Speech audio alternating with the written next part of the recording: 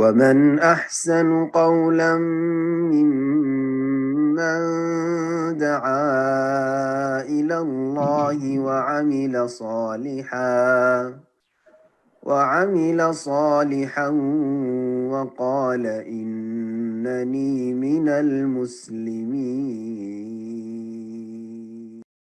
السلام عليكم ورحمة الله وبركاته.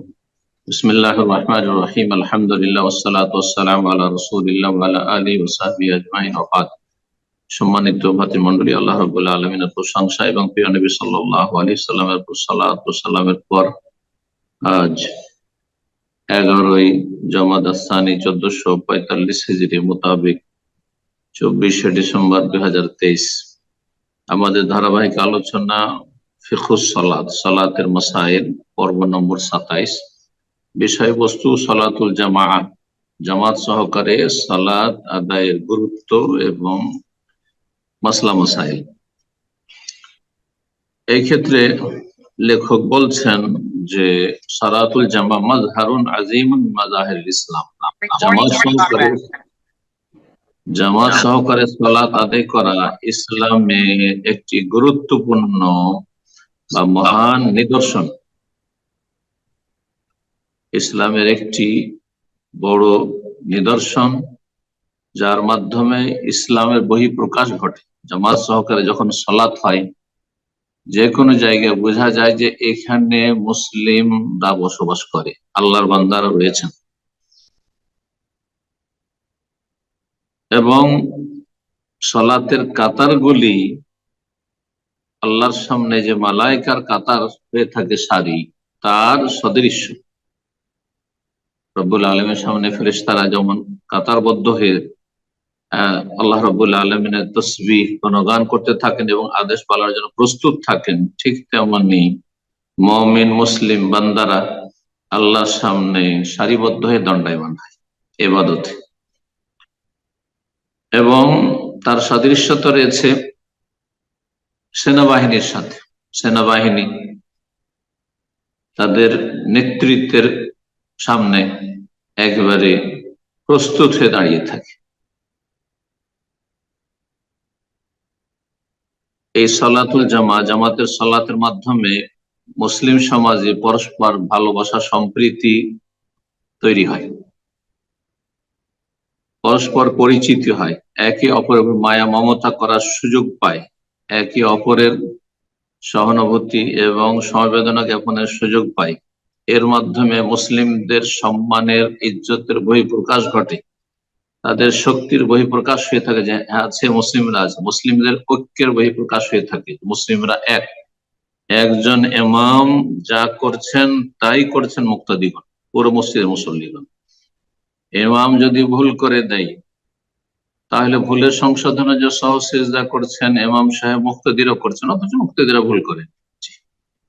এই ঐক্যের শিক্ষা দেওয়া হয়েছে সালাতের মাধ্যমে। সালাতের জামাত হবে একসাথে এবং সময় মতো জামাত হবে, সেই জামাতে উপস্থিত হইতে হবে। তার যে ফজিলত এবং গুরুত্ব রয়েছে, এ সমস্ত মুসলিম উম্মার ঐক্য প্রকাশ করে। মহান আল্লাহ রাব্বুল আলামিন মুসলিমদের জন্য বিধিবদ্ধ করেছেন যে নির্দিষ্ট সময়গুলিতে 5টি সালাতের জন্য 5 ওয়াক্ত একত্রিত হবে।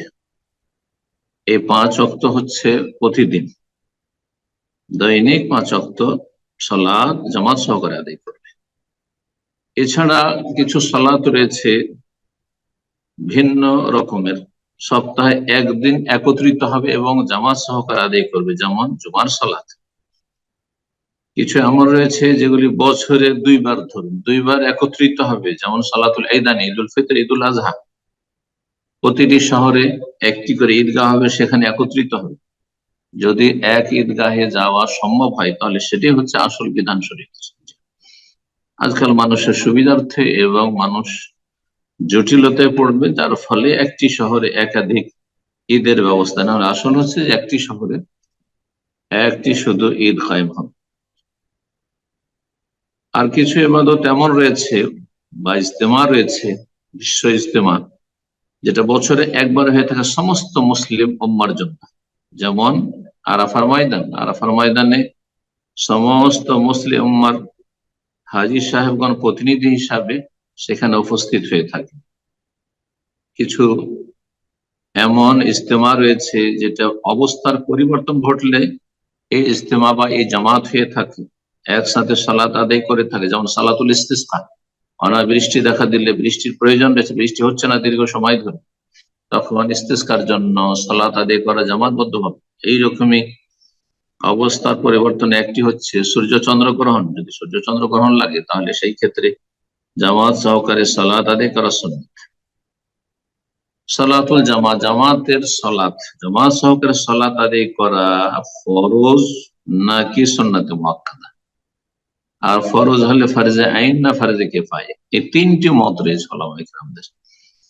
লেখক প্রাধান্য দিয়েছেন যে ফরজে আইন, প্রত্যেক মুসলিম যার উপর সালাত ফরজ এবং সে পুরুষ, এমন পুরুষ যার উপর সালাত ফরজ তার উপর জামাত ফরজ, জামাত সহকারে সালাত আদায় করা ফরজ 5 ওয়াক্ত।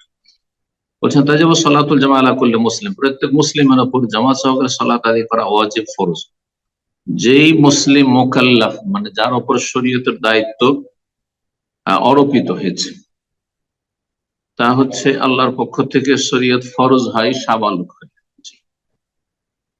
এছাড়া যদি কোনো বাধা না থাকে, সুস্থ মস্তিষ্কের মানুষ, সাবালক মানুষ, জি, এবং তার জামাত ছাড়ার কোন রকমের কাদেরুন, সে সক্ষম, মিনার রেজাল, পুরুষ, জমা হবে জামাতে লিসসালাওয়াতিল খামস, 5 ওয়াক্ত সালাতের জন্য, হাদারান ওয়া সাফারান, সেটা মুকিম অবস্থায় হোক অথবা সফর অবস্থায়। সফর অবস্থায় থাকলেও জামাত সহকারে সালাত আদায় করা ওয়াজিব। অনেকে মনে হয় সফরে জামাত নেই, জুমা নেই, না, সফরেও জামাত সহকারে। নবী সাল্লাল্লাহু আলাইহি ওয়াসাল্লাম জিহাদের সফর করেছেন এবং সেখানে জিহাদের ময়দানও সেখানে নিরাপত্তাহীনতা, তারপরে সেখানে জামাত সহকারে সালাত আদায় করেছেন। যদি দেখা গেছে দুশমন প্রস্তুত হয়ে আছে, তাহলে একদল দুশমনের সামনে পাহারা দিয়েছেন আর আরেক দল সালাত সম্পাদন করেছেন। বিভিন্ন যে পদ্ধতিগুলো রয়েছে সালাতুল খাউফ, ভয় ভীতির সালাত। মসজিদে জামাত সহকারে সালাত আদায় করলে তার ফজিলত সম্পর্কে 2টি হাদিস রয়েছে। আব্দুল্লাহ ইবনে উমর রাদিয়াল্লাহু তাআলা আনহু থেকে বর্ণিত, তিনি বলেন আন্না রাসূলুল্লাহ সাল্লাল্লাহু আলাইহি ওয়াসাল্লাম, রাসূলুল্লাহ সাল্লাল্লাহু আলাইহি ওয়াসাল্লাম বলেছেন, সালাতুল জামাতে তাফযুলু সালাতাল ফরদ বি 27 দারাজা। জামাত সহকারে সালাত আদায় করা একাকী সালাতের উপর শ্রেষ্ঠত্ব রাখে, ফজিলত রাখে 27 গুণ। 27টি বৈশিষ্ট্য রয়েছে জামাতের সালাতে, যা একা পড়লে হয় না, সেজন্য 27টি, বিশেষ করে জেহরি সালাত। জি, এই বিষয়টি জেনে রাখুন যে জেহরি, মাগরিব, ইশা, ফজর, এতে 27টি বৈশিষ্ট্য রয়েছে, যা আল্লামা হাফেজ ইবনে হাজার রাহিমাহুল্লাহ তিনি এগুলি উল্লেখ করেছেন এবং ইমাম শাওকানি উল্লেখ করেছেন। এই জন্য 27 গুণ তাতে ফজিলত রয়েছে। আর দিনের যেগুলি সালাত সিররি, জোহর, আসরের সালাত, তাতে 25টি বৈশিষ্ট্য রয়েছে, তাই তাতে 25 গুণ ফজিলত রয়েছে। ফি রিওয়ায়া, দ্বিতীয় বর্ণনা রয়েছে, বে 25 দারাজা, 25 গুণ ফজিলত রয়েছে। বুখারী মুসলিম, সহিহ বুখারীতে 645, 646, সহিহ মুসলিমে 650, 649। আরেকটি হাদিস রয়েছে সহিহ মুসলিমে জামাত সহকারে সালাত আদায় করতে যাওয়ার ফজিলত সম্পর্কে। আবু হুরায়রা রাদিয়াল্লাহু তাআলা আনহু বর্ণনা করে বলছেন, রাসূলুল্লাহ সাল্লাল্লাহু আলাইহি ওয়াসাল্লাম বলেন, মান তাতাহারা ফি বাইতি, যে ব্যক্তি নিজ বাড়িতে উযু করলো, পবিত্রতা অর্জন করলো, তাহলে মসজিদে গিয়ে উযু করার চাইতে বাড়ি থেকে বা হোটেলে আছেন, হোটেল থেকে উযু করে যাওয়া উত্তম। সুম্মা মাশা ইলা বাইতি মিন বুয়ুতিল্লাহ, তারপরে আল্লাহর কোন একটি ঘরের উদ্দেশ্যে রওনা হলো, হেঁটে গেল। হেঁটে যাওয়ার পথ যদি হয় তাহলে গাড়িতে চড়ার চাইতে হেঁটে যাওয়া উত্তম। লিয়াখুযা ফরিদাম মিন ফারাইজিল্লাহ, আল্লাহর যে কোনো একটি ফরজ আদায়ের উদ্দেশ্যে সে আল্লাহর ঘরে অর্থাৎ মসজিদে গেল। এখানে বাইতুল্লাহ বলা হয়েছে যে কোনো মসজিদকে। কানাত খুতুওয়াতাহু ইহদাহুমা তাহুত্তু খাতিয়া, তার যে দুটো পায়ের ধাপ রয়েছে, এক ধাপ রাখলে একটি গুনাহ ঝরে পড়ে, ওয়াল উখরা তারফাউ দারাজা, আর একটি ধাপ রাখলে একটি মর্যাদা উঁচু হয়। সহিহ মুসলিমের হাদিস 666 নম্বর হাদিস।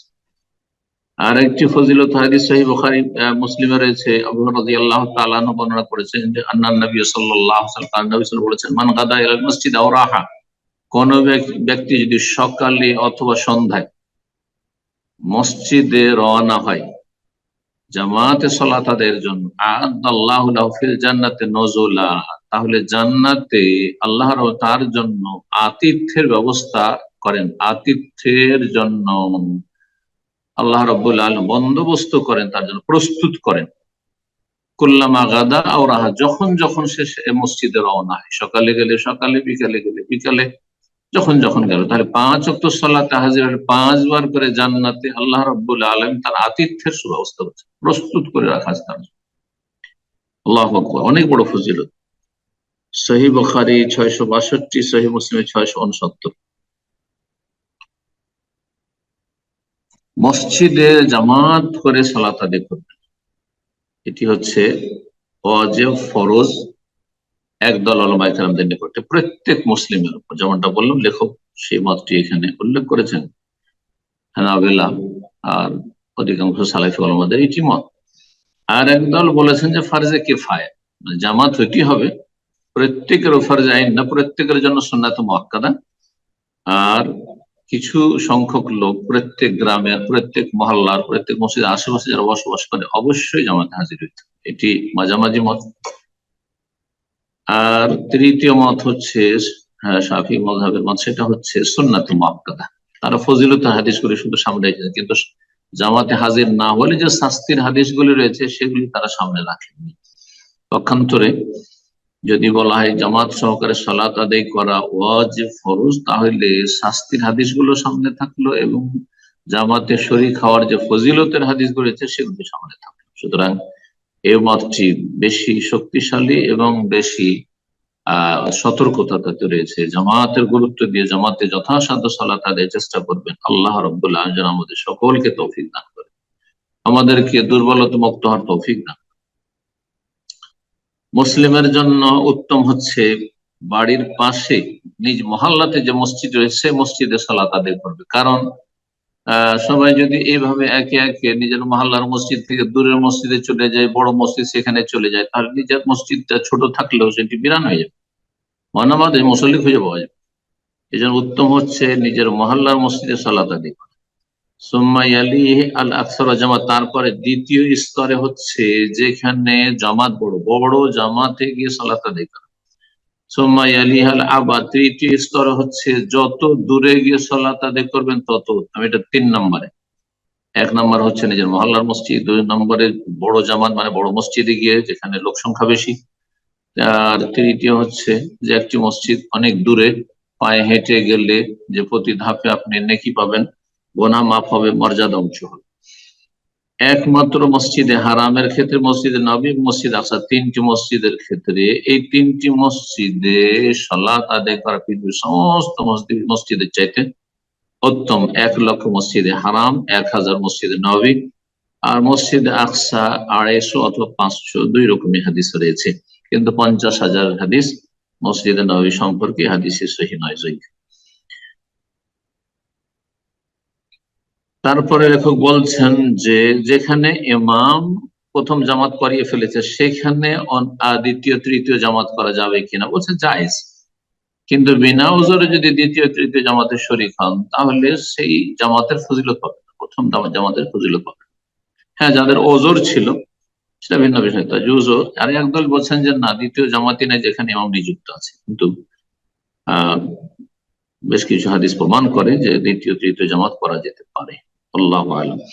তাজুজু সালাতুল জামা ফি মসজিদিন, সালাতুল জামা জামাত সহকারে সালাত আদায় করা জায়েজ এমন মসজিদে কাদ সাল্লা ফিহিল ইমাম, যেখানে ইমাম সালাত আদায় করে ফেলেছেন বেজামাতে, নিজ জামাত নেই সেই ওয়াক্তের, তারপরও জায়েজ।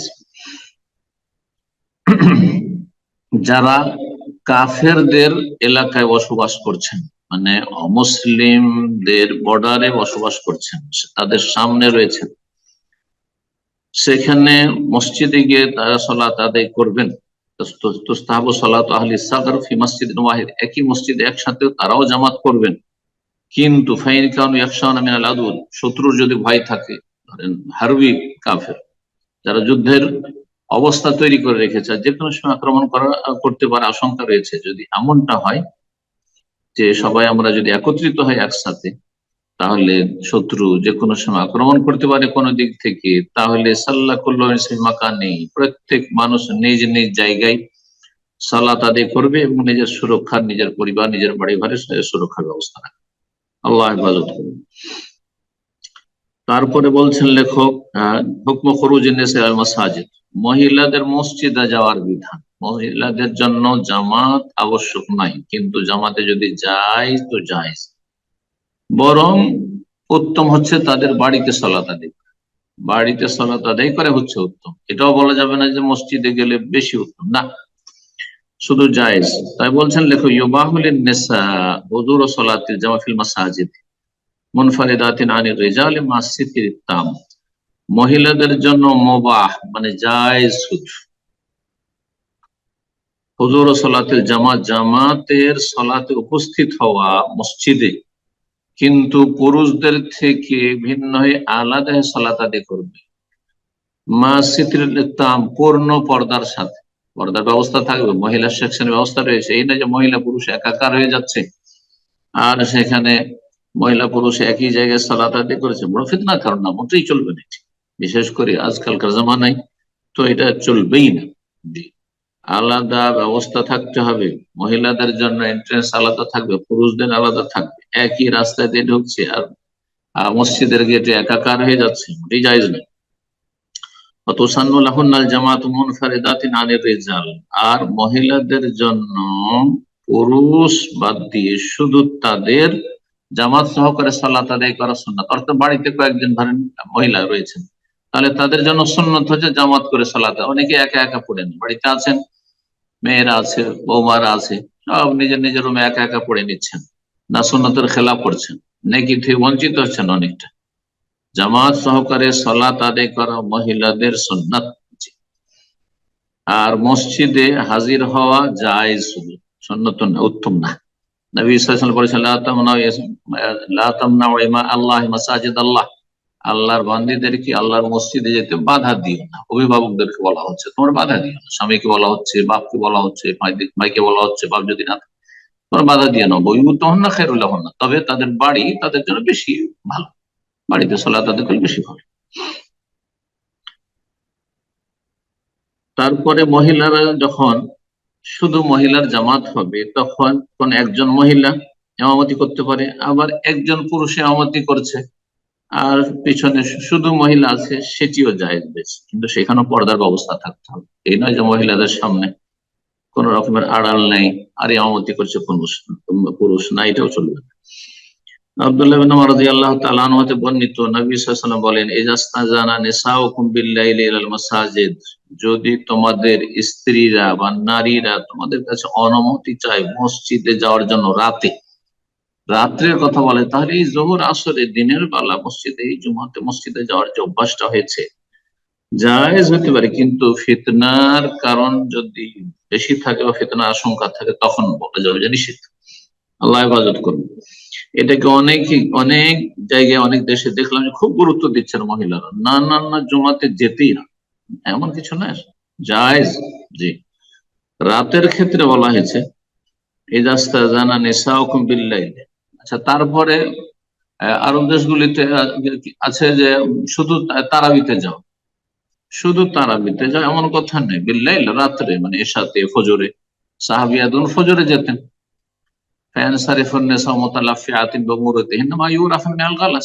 মহিলারা মসজিদে সালাত আদায় করে তারা ফিরে যেত তাড়াতাড়ি, আর তাদের বড় বড় লম্বা লম্বা চাদরে তারা আবৃত হয়ে, আমরা দেখেছি দাদি নানি আমলে একবারে লম্বা চড়া চাদর, তখন বোরখার প্রচলন ছিল না গ্রাম অঞ্চলে, গোটা শরীর এত ঢিলা ঢালা ঢাকা থাকে। তো মায়ুরাফ মেল গালাস, ভোরের অন্ধকার তখনও থাকতো। ভোরের অন্ধকার, ভোর যে হয়েছে কিন্তু রাতের কিছু অন্ধকার, ভোরের সাথে রাতের অন্ধকার বহাল থাকতো। যখন ফিরতেন তাহলে সালাতুল ফজর, ফজরের সালাত অন্ধকারে হয়ে যেত, শুভ সাদেক হওয়ার পরে পরে শুরু হয়ে যেত নবী সাল্লাল্লাহু আলাইহি ওয়াসাল্লামের জামানায়, এবং সাহাবিয়াতগণ মসজিদে ফজরে যেতেন। সুতরাং এই ধারণা রাখা যে শুধু তারাবিতে যেতে হবে গুরুত্ব সহকারে মহিলাদের, এটিও কিন্তু আসলে প্রচলন মাত্র, এরও শরীয়তে কোনো অস্তিত্ব নেই। তো বলছেন যে তোমাদের নারীরা যখন তোমাদের কাছে অনুমতি চাইবে বিল্লাইলে রাত্রি বেলা ইলাল মসজিদে মসজিদে যাওয়ার উদ্দেশ্যে ফাযানু লাহুন্না, তাদেরকে অনুমতি দিয়ে দিও, তাদেরকে অনুমতি দিও। আব্দুল্লাহ বিন উমর রাদিয়াল্লাহু তাআলা আনহুমা যখন এই হাদিসটি শোনালেন, তখন তার এক ছেলে ছিল যার নাম ছিল বেলাল। বেলাল বিন আব্দুল্লাহ একটু আবেগী যুবক আর আবেগী। না না না, মহিলা আমি আমার স্ত্রীকে যেতে, বলছে আমার স্ত্রীকে আমি যেতে দেবো না, অবশ্যই তাকে বাধা দেবো। বাপের সামনে এরকম কথা বলা হয়, সুন্নতের পাবন্দ আব্দুল্লাহ বিন উমর রাদিয়াল্লাহু তাআলা আনহু এত রাগান্বিত হইলেন যে তাকে গালমন্দ করলেন শক্ত ভাষায়, আর বললেন যে তোমাকে বলছি যে রাসূলুল্লাহ সাল্লাল্লাহু আলাইহি ওয়াসাল্লাম বলেছেন এইরকম অনুমতি দিতে বলেছেন, আর তুমি বলছো আমি বাধা দেব। মা কাল্লাম তোকা আবাদান, জীবনে তোমার সাথে আর কথা বলবো না। ফামা কাল্লামাহু বাদু, ফামা কাল্লাহু বাদু, তারপরে শেষ জীবন পর্যন্ত, দিনের স্বার্থে, দুনিয়ার গরজে নাই। অনেকে বাপ বেটা দুনিয়ার গরজে কথা বলে না, না, দিনের স্বার্থে যদি হয় তাহলে অবশ্যই সেটি শরীয়ত সম্মত, কারোর সাথে কথা বলবে না। তো তুমি সুন্নতের বিরোধিতা করবে, আর তুমি আমার ছেলে হয়ে হাদিস বয়ান করেছে রাসূলুল্লাহ সাল্লাল্লাহু আলাইহি ওয়াসাল্লামের, ফামা কাল্লাহু বাদু, তারপর আর কখনো এই ছেলের সাথে কথা বলেননি। আব্দুল্লাহ ইবনে উমর রাদিয়াল্লাহু তাআলা। বুখারী মুসলিমের হাদিস, মুত্তাফাক আলাইহি। সহিহ বুখারীতে 865 নম্বর হাদিস, সহিহ মুসলিমে 442 নম্বর হাদিস, যে নারীরা অনুমতি চাইলে বিশেষ করে রাতে তাদেরকে অনুমতি দাও। তারপরে বলছেন যে জামাতের জন্য সর্বনিম্ন সংখ্যা কত হওয়া উচিত। বলছে আকালুল জামাত ইসলাম, সর্বনিম্ন জামাতের সংখ্যা হচ্ছে 2। অকল্লামা কাসরাতিল জামা কান আজকালি সলে, যত জামাতে লোক সংখ্যা বাড়বে তত বেশি সলাতের বা ওই জামাতের ফজিলত হবে। ওয়াহাব্বা ইলাল্লাহি আযজা ওয়া জাল্লা, মহান আল্লাহর কাছে বেশি প্রিয়। তারপরে বলছেন কোন ব্যক্তি বাড়িতে ধরেন ফরজ সালাত আদায় করে নিয়েছে, বিশেষ করে আসর আর ফজর, যে হানাফি মসজিদগুলিতে ভারত, বাংলাদেশ, পাকিস্তানে এত বিলম্ব করা হয়েছে সুন্নতের খেলাফ, যে মাকরুহ অপছন্দনীয় বক্তব্য পৌঁছে দিচ্ছে। তো এই ক্ষেত্রে বলছেন যে মান সাল্লাল ফারিজা ফি রাহলি, যে ব্যক্তি নিজ বাড়িতে বা নিজ বাসায় যে কোনো জায়গায় ফরজ সালাত আদায় করে, সুম্মা দাখালা মসজিদা কওমিন, তারপরে কোন জায়গায় যাচ্ছে, দেখছে যে সেখানকার মসজিদের লোকেরা সালাত আদায় করছে, ওয়াহুম ইউসাল্লুন, সালাত অবস্থায় রয়েছে, ফাসুন্নাহ, সুন্নাহ হচ্ছে, এখানে ওয়াজিব নাই, সুন্নাত হচ্ছে ইউসাল্লামু, তাদের সাথে সালাত আদায় করে নিবা, তাকুনু লাহু নাফিলা, দ্বিতীয় সালাতটি নফল হবে, দ্বিতীয় সালাতটি নফল হবে। ওমান সাল্লাল্লাহু আলাইহি ওয়া ফিল মসজিদে জামাতান, আর যদি কেউ একটি মসজিদে জামাত সহকারী ইমামের সাথে সালাত আদায় করেছেন, তারপরে যাচ্ছেন আর এক মহল্লায়, দেখছেন ওখানেও জামাত চলছে, মসজিদ আর এক মসজিদে যাচ্ছেন কোন কাজ বসত, সেখানে গিয়ে দেখছেন যে জামাত চলছে, তারা সালাত আদায় করছে, ফাকাযালিক, এইরকমই তাদের জামাতে লেগে যাওয়া সুন্নাত, যে দ্বিতীয় জামাতেও লেগে যাওয়া সুন্নাত, দ্বিতীয়টি নফল হয়ে যায়। আর একটি মাসলা বলছেন যে যখন ফরজ সালাতের একামত হয়ে যাবে তখন অন্য কোন সালাত জায়েজ নাই ফরজ ছাড়া, ওই ফরজ ছাড়া। ইযা উকিমাত সালাতুল ফারিদা, ফরজ সালাতে যখন একামত হয়, ফালা সালাতা ইল্লাল মাকতুবা, নবী সাল্লাল্লাহু আলাইহি ওয়াসাল্লাম হাদিস রয়েছে, ইযা উকিমাতিস সালাত ফালা সালাতা ইল্লাল মাকতুবা, যখন সালাতের একামত হয়ে যাবে, মানে ফরজের একামত হয়, তখন আর অন্য কোন নামাজ, যেমন সুন্নত পড়ছেন আপনি তাহিয়াতুল মসজিদ পড়ছেন, ফজরের সুন্নাত পড়ছেন যেমন হানাফিরা, ফজর সুন্নাত পড়তেই থাকবেন, বরং জামাত চলছে, জামাত শুরু হয়ে গেছে অলরেডি, তখন মসজিদে ঢোকেননি, তারপরে এসে আড়ে বিভিন্ন জায়গায় পিলারের পিছনে সুন্নত পড়ছেন না, মোটেই জায়েজ নয় এটি, বরং এই সালাত হবে না। ফালা সালাতা, না করেছেন নবী, কোন সালাত নেই ইল্লাল মাকতুবা, ফরজ সালাত ছাড়া।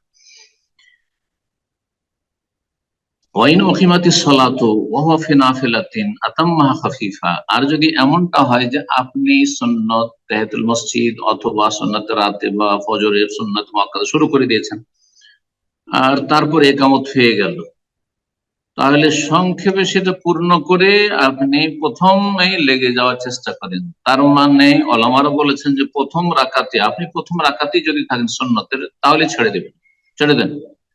আর দ্বিতীয় রাকাতে, বিশেষত দ্বিতীয় রাকাতে ধান রুকু হয়ে গেছে, তাহলে দ্বিতীয় রাকাতেরও অর্ধেকটা হয়ে গেছে, আর প্রথম রাকাত তো হয়ে গেছে, তাহলে সংক্ষেপে দুটো সেজদা আর বৈঠক করে আপনি তারপরে জামাতে শরীক হয়ে যান। ও দাখালা ফিল জামাতে শরীক হয়ে যান, লিইউদরিকা তাকবীরাতুল ইহরাম, যাতে করে তাকবীরাত তাহরিমা পেয়ে যান। তাকবীরাত তাহরিমা পাওয়া উত্তম, সেটাও কোনো জরুরি নয়, লেখক এমন ভাবে বলছেন মনে হচ্ছে তকবীরে তাহরিমা ধরা হচ্ছে ফরজ ওয়াজিব না, ফজিলত। তো যদি তকবীরে তাহরিমা নাও পাই, সূরা পেয়ে গেল, কিয়াম পেয়ে গেল, সূরাতুল ফাতিহা পেয়ে গেল, এমন নয় যে সে সালাত আদায় করতে করতে ইমাম রুকুতে চলে গেল, এইরকম যদি পরিস্থিতি হয় তাহলে অবশ্যই সুন্নত ছেড়ে দিবে বা নফল ছেড়ে দিবে।